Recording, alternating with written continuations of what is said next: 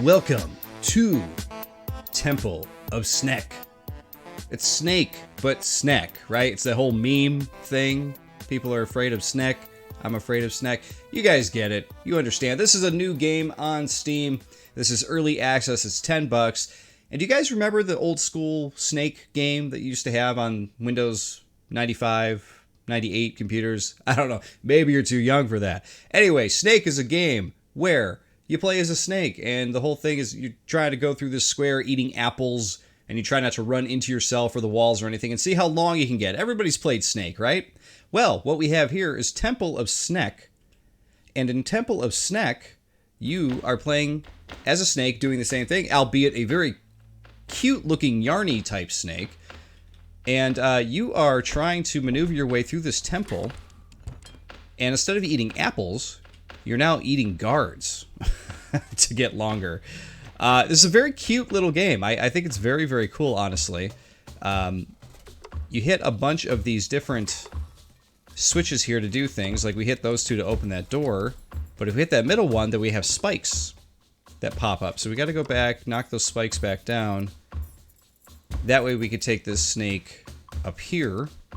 And I assume get over the little gap that's up here as well. So yeah, this is a kind of physicsy logic puzzle game. So for those of you who like Snake, you might be pleasantly surprised that this has a lot more to it. And I'm actually quite surprised too that this is considered an early access game, just because I have played early access games and they are in very, very sorry states.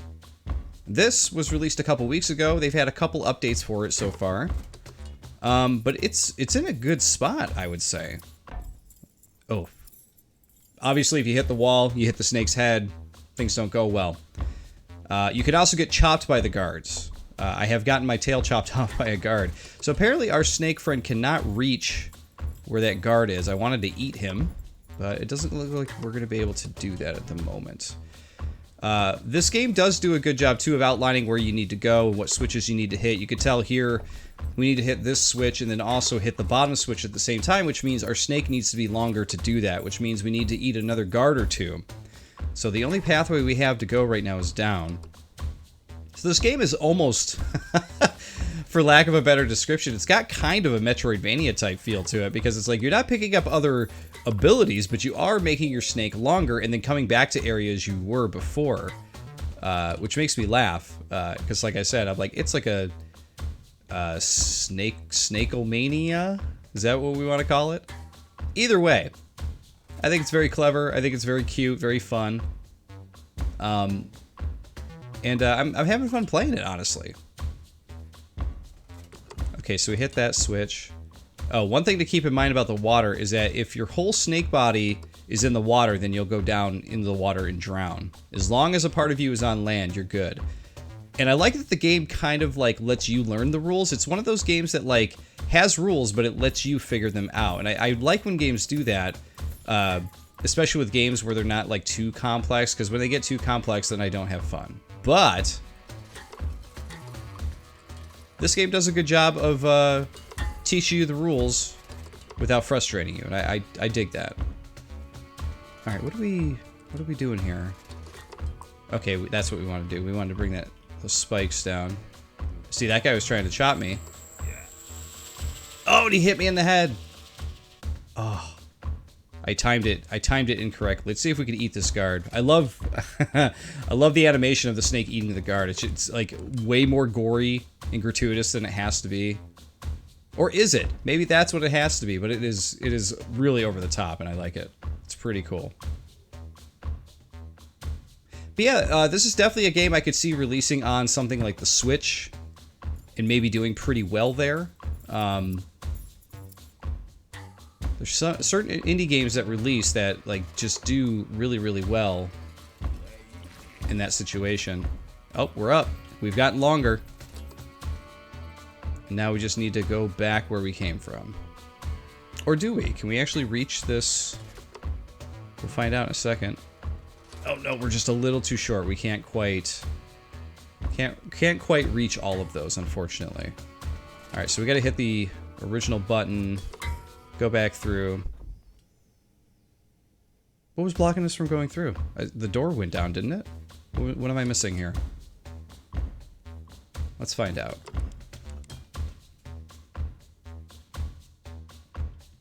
The snake definitely feels like a snake, though, that would exist in, like, Yoshi's Woolly World, you know?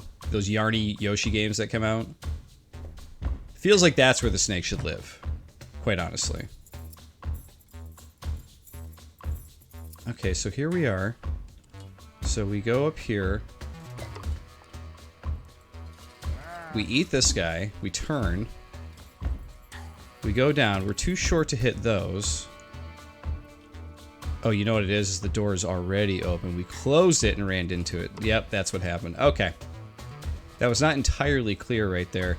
So since this game is in early access, I could definitely see certain little things about it being updated. One of those things... Oh, geez. This is not good. One of those things being like maybe a little icon next to the doors that you know are shut or open. That I think that would be helpful because sometimes it's hard to see through all the 3D, not through the 3D, through the interesting, camera angle that we have in this, through all of the geometry and that kind of thing. It can be hard to see what the doors are doing if they're open or closed. So it might be nice just to have a little icon there for that kind of thing. Because on the left and right, those would be very, very obvious if they were open, right? But not so much for that bottom one. Or maybe I'm just tired. Who could say? Who could really say? I don't know if I'm going to be able to find my way out of here. Oh yeah, here we go. See, there was another up arrow over here. So like, I feel like having some sort of a icon on that door would have been really helpful because I had no idea there was even a door there. Oh, I want to eat that guy.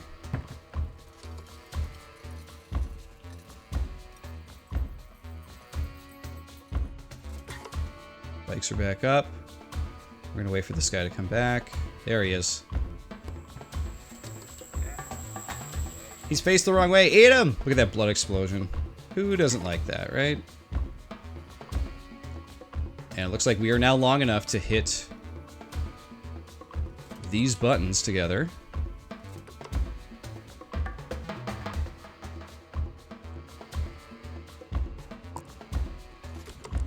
So, you know, with all puzzle games, I feel like this is yet another game that's going to appeal to a very particular crowd. Not everybody is going to be into this. Me, as a puzzle fan, I am definitely into this. I think it's pretty fun. There are some options here. If you feel like the snake is moving too slow, you could set the tempo of the game faster because you are moving to music. You know, it's like every few beats you're moving forward. So you can speed that up. You know, you could turn the metronome on or off if you don't want to hear it, or if the metronome is going to help you, you know, time out your movements with the snake and everything. So there are some options like that are in here for you too, which I think is pretty cool. I'm having a pretty good time just playing it at the normal pace here, so I'm just going to keep doing that. And where are we at here? I think we'll do a room or two more. I think you guys kind of get the point here. But like any puzzle game, there's always going to be a little bit of trial and error there. But I dig it. I think this game's got a great feel to it. I think it's pretty funny. Always like games that have a little bit of humor to them. Oh, looks like we just reached chapter 2. Yeah, we were still early in the game there, guys. A lot of these games, you know, I like to show off once I know what they're kind of capable of. This game, it was like, oh, within the first few rooms, I was like, okay, people are already going to know whether this is for them or not, just based on this first chapter. I can't imagine this game is going to get much more wild. That's going to convert a lot of people, right? But who knows? Okay, so that is a... Okay, so there's now, like, shielded dudes in this area. So let's see what happens here.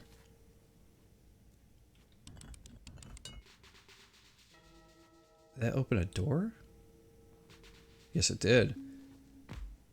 Okay, so now we're going through some kind of a weird snake trap or something like that.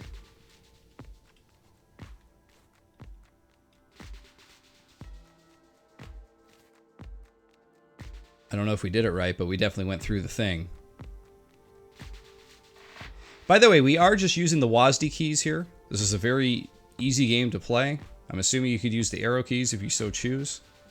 But there's not really a whole lot of, you know, keyboard or controller clutter here.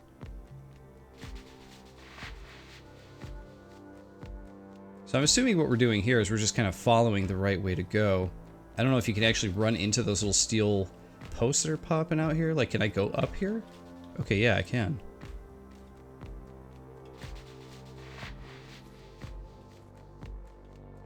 So these areas are just a little harder because you were trying to figure out what's the best way to go. Oh, geez. I think I totally botched this one up. Okay, yep.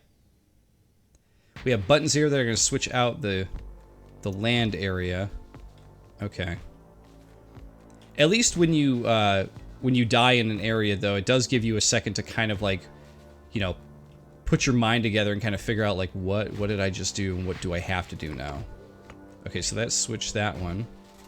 That's going to switch that one.